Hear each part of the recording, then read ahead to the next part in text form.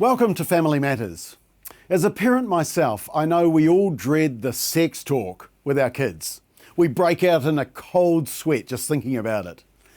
But we need to be the primary sex educators of our own children. Parents know their children the best and can determine the best timing and the most appropriate way to tackle these sensitive topics based on their maturity and the values of your family. The studies show that what happens at home is the greatest determinant of the outcomes for a young person. So if your children are at school, do you know what they're being taught when it comes to sex education? Who teaches it?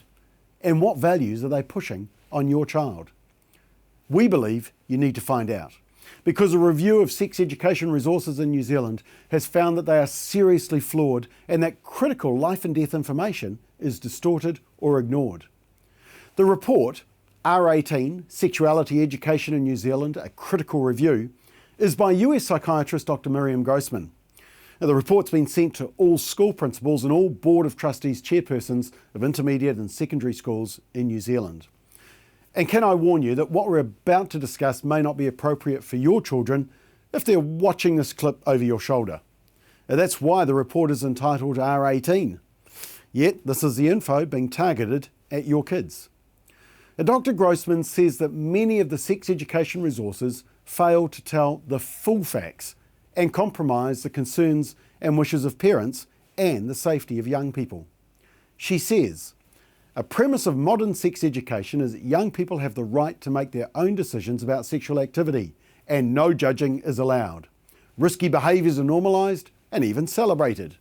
Children and adolescents are introduced to sexual activities their parents would prefer they not even know about, let alone practice. It's reasonable to ask, is the comprehensive sexuality education foisted on young people about sexual health or sexual licence? Students are informed that at any age, sexual freedom is a right. The information is not accurate, comprehensive or up to date. Sex is seen as risky only when it's unprotected. The efficacy of condoms is overstated, in some cases vastly so. Young people are led to believe that sex is easily divorced from emotional attachment. And worst of all, critical life and death information is distorted or ignored. Students are left misinformed and with a false sense of security. Surely, this is the last thing parents want. I believe parents should be concerned by both this report and by what their children may be being exposed to. A survey of parents found that 3 out of 4 parents of young children want the abstinence message taught in sex education. Is that the message being strongly presented at your school?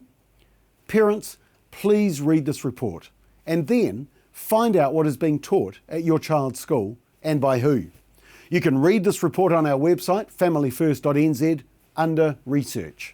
We also have a page that outlines your legal rights as a parent if you're not happy with the sex education curriculum being taught at your child's school. Don't leave it to chance. Your children deserve to know the facts of life, but with the emphasis on the words, facts. Thanks for watching.